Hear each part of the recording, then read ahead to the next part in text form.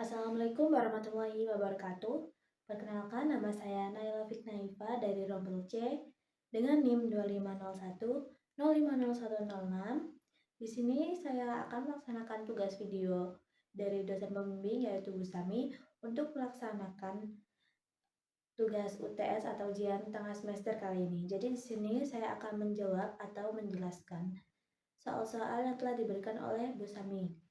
Jadi yang pertama, kita akan membahas tentang pengertian psikologi perkembangan. Jadi, psikologi perkembangan itu adalah ilmu yang mempelajari tentang perubahan pada suatu individu dari mulai segi fisiknya, kognitifnya, sosial emosionalnya, maupun perilaku setiap individu tersebut.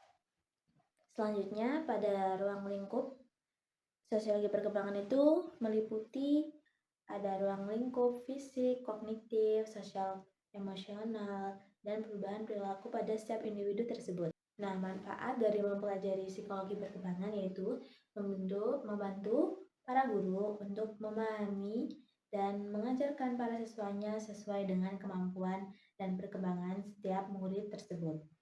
Jadi di sini juga saya akan menjelaskan tentang perkembangan atau pertumbuhan setiap individu. Jadi perkembangan ataupun pertumbuhan setiap individu itu ada dua, yaitu secara kualitatif dan secara kuantitatif.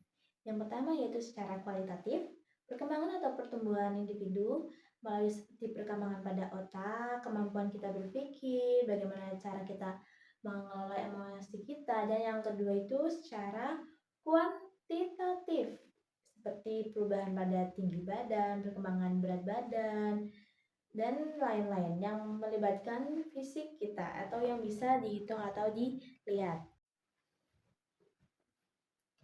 Pada tahapan perkembangan manusia, dimulai dari masa prenatal, masa bayi, masa anak-anak awal, masa anak-anak akhir, remaja, dewasa.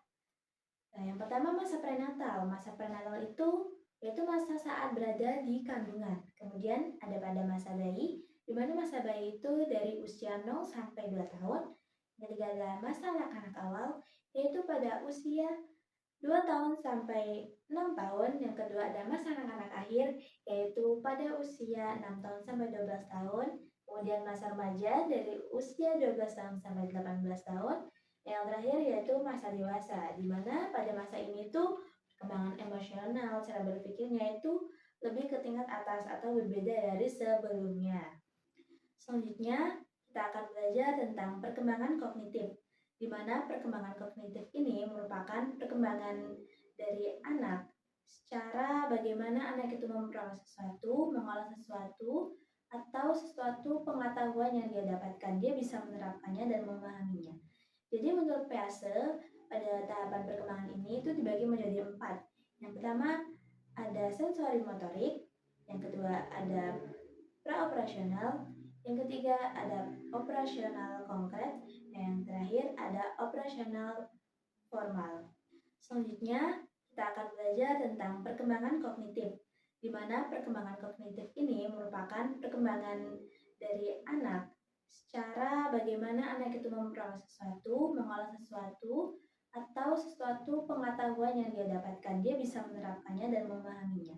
Jadi menurut PASE, pada tahapan perkembangan ini itu dibagi menjadi 4. Yang pertama ada sensori motorik, yang kedua ada praoperasional, yang ketiga ada operasional konkret, dan yang terakhir ada operasional formal. Selanjutnya ada perkembangan bahasa pada anak, di mana bahasa pada anak ini dimulai dari dia baru lahir mengeluarkan tangisan, berkembang menjadi mengeluarkan ocehan, berkembang lagi menjadi mengeluarkan kalimat sederhana, atau kemudian yang terakhir mereka bisa mengucapkan kalimat secara lengkap atau secara kompleks. Selanjutnya, bagaimana sih cara guru untuk menstimulasi muridnya agar bisa mengembangkan kemampuan kognitif dan kemampuan berbahasanya. Jadi yang bisa dilakukan guru, misalkan yang pertama di dalam kelas, guru itu harus bisa berperan menjadi seorang yang bisa berinteraksi atau interaktif kepada muridnya. Kemudian menggunakan metode belajar yang sangat menarik atau bisa menimbulkan rasa ingin tahu pada muridnya agar dia ingin tahu kemudian dia mau berkembang. Selanjutnya, Bagaimana sih cara guru untuk menstimulasi muridnya agar bisa mengembangkan kemampuan kognitif dan kemampuan berbahasanya? Jadi yang bisa dilakukan guru, misalkan yang pertama di dalam kelas, guru itu harus bisa berperan menjadi seorang yang bisa berinteraksi atau interaktif kepada muridnya. Kemudian menggunakan metode belajar yang sangat menarik atau bisa menimbulkan rasa ingin tahu pada muridnya agar dia ingin tahu kemudian dia mau berkembang. Selanjutnya saya akan membahas kenapa sih ada anak yang cerdas, rata-rata, dan kurang cerdas. Nah, ada beberapa faktor yang mempengaruhi. Yang pertama yaitu faktor keturunan atau heredity, di mana kemampuan kecerdasan anak itu dimulai atau didasarkan pada keturunannya. Jadi faktor genetik. Jadi kesimpulannya peran guru itu sangat penting dalam perkembangan kognitif dan bahasa anak. Untuk itu guru itu diharapkan bisa menjadi motivator bagi para siswanya agar bisa berkembang sesuai dengan tahapan yang normal. Yang kedua ada faktor lingkungan, di mana faktor lingkungan ini juga mempengaruhi kecerdasan dari anak. Di mana jika lingkungannya itu berisi orang-orang yang rajin, orang-orang yang pintar, maka anak A itu akan terpengaruh karena lingkungan tersebut. Jadi otak anak itu akan berpikir lebih jauh karena lingkungannya itu memang mempengaruhi dia untuk berkembang. Kemudian faktor gizi. Jika anak yang mendapatkan asupan gizi seimbang dan baik, maka itu juga dapat mempengaruhi kemampuan kecerdasan otak pada anak tersebut. Selanjutnya adalah faktor pola asuh dan pendidikan. Jika pola asuh individu atau anak tersebut baik, maka dia itu dapat berkembang, kecerdasannya itu dapat berkembang dengan baik karena pola asuh dari orang tuanya. Apalagi jika orang tuanya tersebut berpendidikan, jadi tahu bagaimana cara memaksimalkan atau mengembangkan kecerdasan pada anak tersebut. Kemudian ada faktor emosional dan kepribadian. Anak yang memiliki emosional atau kepribadian yang baik seperti kepribadian percaya diri itu akan lebih memudahkan seseorang atau anak itu menjadi lebih cerdas atau kecerdasannya itu lebih unggul daripada yang lain.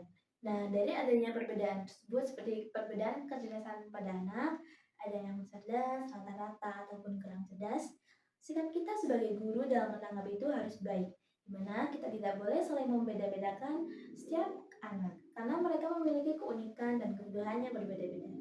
Selanjutnya, kita harus bisa mendukung dan memotivasi setiap muridnya walaupun dari murid yang sudah berkembang ataupun belum. Kita juga harus bisa membimbing mereka, menyemangati mereka agar mereka bisa berkembang sesuai dengan usianya. Oke teman-teman, sekian pemaparan materi atau jawaban dari soal UTS yang telah dosen saya berikan. Kurang lebihnya mohon maaf. Wabillahi taufiq walhidayah. Wassalamualaikum warahmatullahi wabarakatuh.